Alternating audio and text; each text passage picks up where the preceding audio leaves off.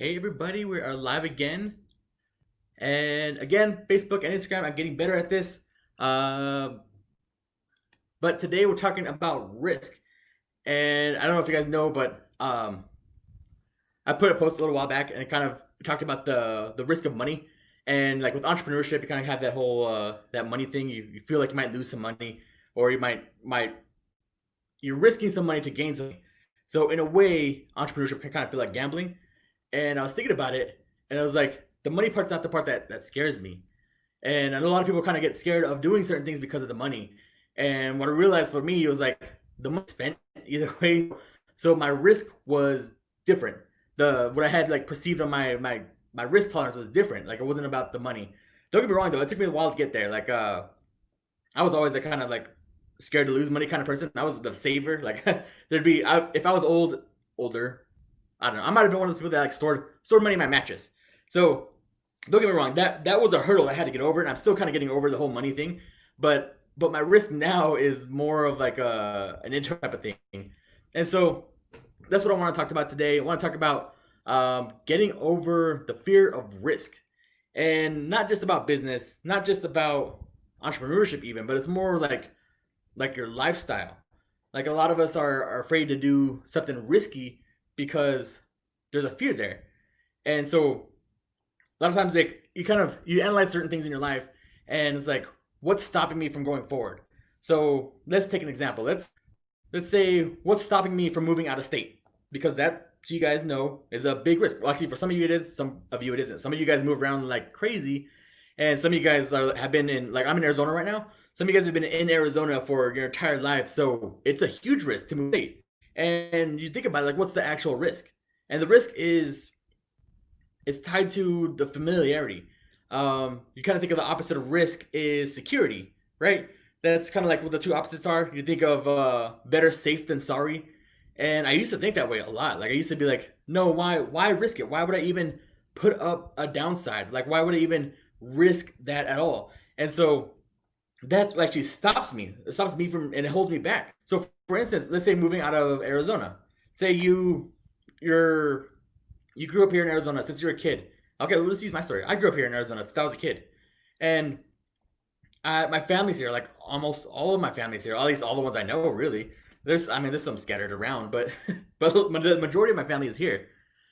But so if I had left here, it's kind of a risk, like because I've been around my family forever, and my wife's family here, my kids' family is here, so it's a risk. Like I haven't lived a life without my family like that. I haven't lived a life outside of Arizona. Like I don't know where I go on the weekends. I mean, I can't go anywhere now because of Corona, but if I moved to Houston, I don't know where I'd go. Like I don't know what I would do. I don't have friends over there, so we can see where the risk is there. It's not a money risk, not like a house risk or like I can't find a job type of thing because I can find work anywhere.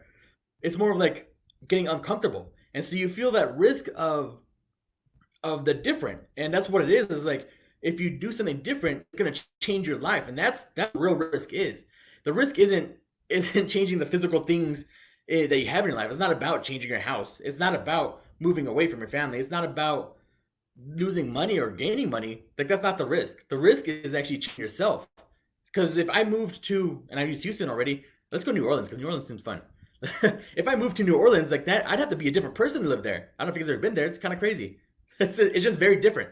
The streets are different. There's potholes everywhere. At least part I was in, I was just a tourist, but it's a different lifestyle over there. And that'd be the same thing if I go anywhere. If I go to the beach in California, that's a different lifestyle too. If I go to New York, that's a completely different lifestyle. So I would have to change as a person. My family would grow up different than in Arizona. So the risk is in the identity. The risk is in doing something that completely outside of my comfort zone and being a different angel. Like my name's Angel, guys. I don't know if you guys don't know me. I'm Angel. So being a different angel is that's the risk. But I want you guys to think about this. Um, Anything cool that's happening in your life, and I use for this with my kids all the time because one of my kids is Daredevil. He just goes and does anything. He's like he wanted to jump off. He's the kind of that will go jump off the cliff over a waterfall into the river, and he like I had to. So one time we would do that. We're gonna talk about this for a second. So one time we were out hiking, and he was younger than me. He's little, and I took him out hiking with some family, and everybody was jumping off this waterfall into a river, and I'm like, no, I'm not about that. I'm gonna sit here. I'm gonna put my feet in the water. That's cool. But he wanted to do it, and so he's like, okay, Dad, can I do it? I was like, okay, all right, fine. If your cousin go up with you, and that's cool. And in my head, I was like, I'm the dad. I should be going up there with them. And then Jen wanted to do it, and so my wife and my son were going, and so I was like, all right, I gotta go. Like it was like I wasn't about jumping in there, but I had to do it. So I went up, and I ended up being first before them. But it was like one of those things. He's a daredevil. He can handle risk a lot more than I can, and so I ended up doing it. And I'm gonna use this story a lot, like as we go along. So pay attention. So but that's one of those things is that once you get up there, it's like, yeah, there's a risk. Like you feel the risk of dying. Like what if all those people just land in the perfect area and I'm gonna land on the rock? Like you think about those things. But so I just had to go. Like you just kind of sometimes you just have to go for it. You have to just start running and jump off the edge, and then you'll figure it out on your way down. And if you don't die, then it's gonna be awesome. You have a cool story to tell, like I'm telling you guys here. I wish I could tell it better. I'll get better over time, but right now that's how it is. But think about all the other cool stuff. Like that's a cool story that I have, and a lot of the cool stories that you have are based off something that you didn't know how it was gonna end. Like you don't go like I didn't go to work the other day and be like, man, you should have seen it at work. It was very worky. No, it's not like that. Or like I went for my morning walk and you guys wouldn't believe there's birds out there. Like no, the unexpected stuff happens. It's the unplanned stuff that makes for a cool story. So, but the unplanned stuff takes some risk and it takes some change. I always tell my kids, my other son, he's a little bit more risk adverse. I'm risk averse, whatever the word is, and he doesn't like trying so much new stuff.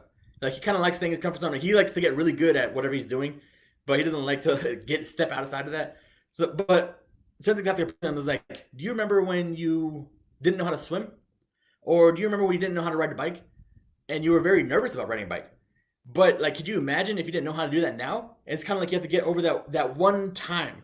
And then he always brings it back up to me. He's like, yeah, Dad, it's because you let me go on the bike and I was riding on my own. I didn't even know I was riding on my own until I had to look back and you weren't there and he almost fell. But the point is, he learned how to ride the bike then. But since then, he's been riding his bike. He rides his bike to go with his friends. They go exploring around the neighborhoods. They do all kinds of stuff. Like I couldn't imagine not having that bike riding skill or swimming. Like swimming is one of those things that he had a hard time with, and he was really nervous to go out any deep. But like once he started swimming, he likes to get in the pool. He's the one that is hard to get out of the pool after a while. So we go to the ocean, go to the lake. He likes to get wet. But his life is different because he took those risks. At the time, they were risks, but it's what once you start doing them, they're not risks anymore. And that's kind of what happens. It's like this live thing. Like right now, I'm doing live on Facebook and Instagram. At first, it was a risk, guys. I'll tell you. Like I was nervous. I was like just shaking. Like the first time we went live, I was shaking, and I was so glad nobody watched. I was so glad. I don't even think it's up anymore. But me and Jen we're doing it together, and we told ourselves it's kind of like that whole where Jen and my son went up onto that cliff. We were showing people how to go live, and we were helping them go live. And they were like, okay, if they're doing it, then we're gonna do it too. So we had to get ourselves out there. But it was one of those things. It was like I was nervous. Like I'm not a want to be in the spotlight kind of person. But it was one of those things. And now I push myself to go, even if nobody's gonna come on the live. I push myself every week to make sure that I'm on here because I know I have certain things that I'm working on. Like I'm trying to become better at talking to people and even telling stories, like this whole thing. Like there's a lot of stuff that I'm working on for me. So this is a lot for me. Even if nobody's watching here, if you guys are watching and you guys like it, then cool, share it, please, because that'd be sweet. But a lot of it's for me. It's like I'm trying to get better at this. And if nobody sees this, then I can just use the story again. So it's cool. But but it's one of those things like I'm trying to get myself outside of my comfort zone because growing up I was a really, really shy kid. Like I was not the go make friends kind of person very easy at all. At all. And you could even ask around school, like around my high school and like elementary school, you could probably ask around for me or about me, and they could not tell you much about me because I was that quiet kid. Like I was kind of like stay under the radar, don't push anybody's buttons, don't ruffle any feathers, don't get on anybody's nerves, just be happy, have everybody try to like you. And so when you try to like, whenever tries to like you, it's like you don't do anything super outstanding because if you do something crazy, it's gonna piss somebody off. So I was that kind of person. I was not the one that's like pushing the envelope at all. So doing this, getting outside of my comfort zone and speaking like this it's a big deal for me, or it was a big deal. Now I've done it a few times. Now it doesn't seem as risky. Now it's like I hop on the live and I set it up. Now I'm on Instagram and YouTube, not YouTube, actually YouTube, Instagram and Facebook and YouTube, and it's like, man, I'm out there now. Now it's kind of like I don't have that nervous butterfly inside of me anymore. But that's kind of a problem because to accelerate in life, to like get in a new stage of life, you need to start pushing those boundaries, start getting that risk, start getting that feeling inside of you. I don't know if you guys know what that feeling I'm talking about. It's kind of like that feeling when I was on top of that cliff, ready to jump into the water, where I don't know what's gonna happen, like that nervous feeling inside of you, it kind of like the pit of your stomach. Uh, when you have that feeling, that's kind of when you know you're onto something. When you know you should be, when you're stepping outside of your comfort zone and moving on to something greater. That's when you're learning how to ride the bike, or when you're learning how to swim, and your life's gonna be different from then on. So I constantly have to try to look for new things to get me outside of my comfort zone. And talking like this is one of them. I think the next step's probably gonna actually be talking to real people, like bring them on to my on here, because that's the part I get tripped. I could talk to a camera now all day. Like I could talk to the podcast thing. Me and Jen started the podcast too. You guys haven't checked it out. It's called Reject the Regular, same as everything else.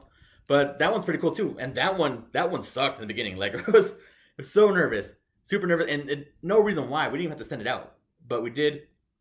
Super nervous. It gets better, but those things are changing, and then now I have opportunities coming up because I'm putting myself out there.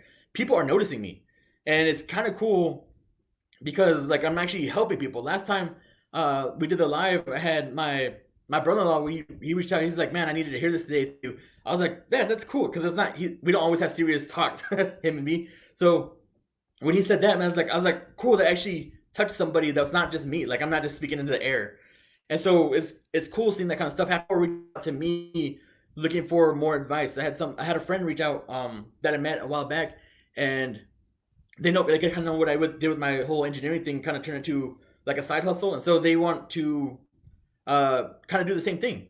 And so they're like, hey, can we schedule a call and talk about this, because I don't know what to do. So now it's like one of those things like, hey, yeah, like it's cool. So just putting yourself out there and saying what you're gonna do is one of the things like, it's gonna make a difference, and it doesn't take that much to take a risk. And so I'm kind of curious, like what you guys think are risky now. Like for me, the next step would be something like moving out of Arizona is a big risk for me. Like that's one of those giant life changing things. Or in my business, like going out and trying to start a new business. I know some of you guys are following me for the money making experiments. That's a legit thing that's happening. That I'm gonna try social media for restaurants, and to me, that's still a big risk because it kind of like attacks my identity. Where like I feel smart, right? Like like I went to school, I was good at school. Everybody told me I was smart growing up, and that kind of became a problem. It was like, so I kind of attached that to my identity. So if I get something wrong, if I go and I do this whole social media marketing thing and it fails, that's gonna hit me. Like that's gonna hit my identity, and I'm gonna feel a little bit more dumb. Like oh crap, like I failed. But that's actually not failing, and like I have to come to terms with that. Was like failing now redefine fail, because a lot of when you're talking about risk, you're talking about it for like risk and reward. And so either you get the reward or you fail. And so that's kind of like the two things. And it's not exactly that way. So like I call it the what if meter. What if meter. I have to draw it out so you guys can see what I'm talking about. But like on this side over here, there is a like what if this goes horribly wrong, right? So let's take an example. Let's say I move to New Orleans, right? So what if that went horribly wrong? Or it's like what if it went really well? And so horribly wrong on this side, like I move out there, I buy a house, and my house doesn't get what's called foreclosed on or whatever. Like there's all these crappy things that could go horribly wrong. Can't find any work, lose all the money, all these kind of things. Kids don't like it, lose contact with my family, or like what happens if it goes totally right? And it's like I find the perfect house, it appreciates in value. The work there is awesome. Like I do all kinds of crazy work. The kids love it. They grow like a different culture and stuff. And then my family visits all the time. Like there's two different sides. And the crazy thing is that both of the stories are completely made up. On Instagram, you guys can't see my hands. Both of the stories are completely made up. Like at this point, completely fictional. Like it's not even, they're not real. Like what's real right now is I'm sitting in front of the computer and the camera talking to you guys. So both those stories are completely made up. So it's kind of like which one's going to actually help me to move forward.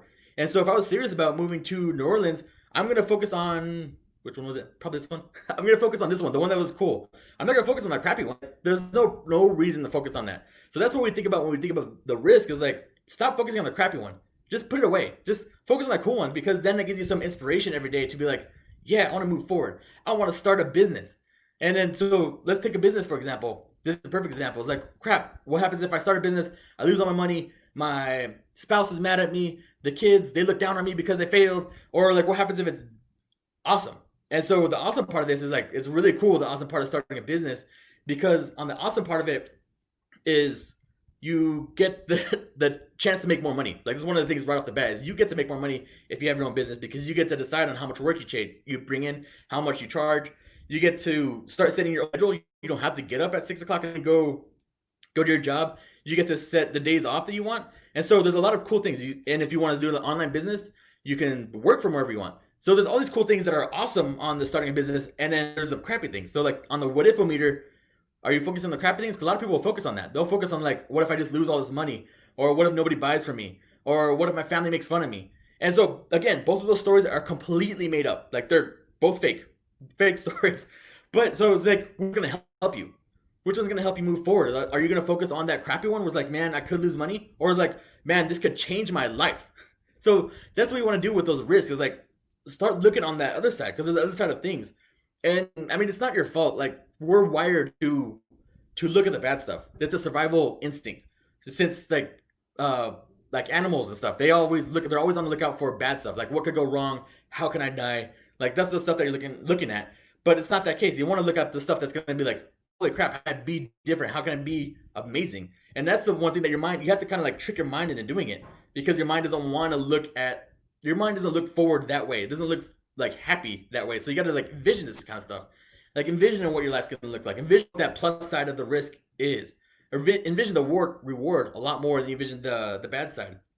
And then that's where it'll start making a difference. That's where you start like, okay, yeah, I want that, so I'm going to start moving forward. And then just take a little bit of steps. Just take a little bit of steps, because each little step isn't that risky. And it's not till like later where you actually get to a risky. So let's take riding your bike for my son. Getting on the bike is not that risky. Even though he was scared of it, getting on the bike is not that risky. Putting his hand on the handlebars is not that risky. Putting his feet on the pedals, not that risky. And so as he's doing these things, it's just like little steps at a time. You can do it. You can just go and you start going. And then so it's like each little step's not that risky. It's the overall thought is very big. It's very like intense. It's like, oh man, I don't know if I can do that. But it's not that risky. So start business is coming up with a name is not that risky. Coming up with an idea is not that risky. Telling people that you want to start a business is not that risky. So those sort of things are the things you think about. Just think about the cool stuff. Think about the reward. Like, just focus on that. Don't have to focus on the bad stuff. It's just not even worth it. And then just start step by step. Just do little by little. Take chunks of it. It's like climbing steps. Like I like the saying where a journey of 1,000 miles begins with the first step.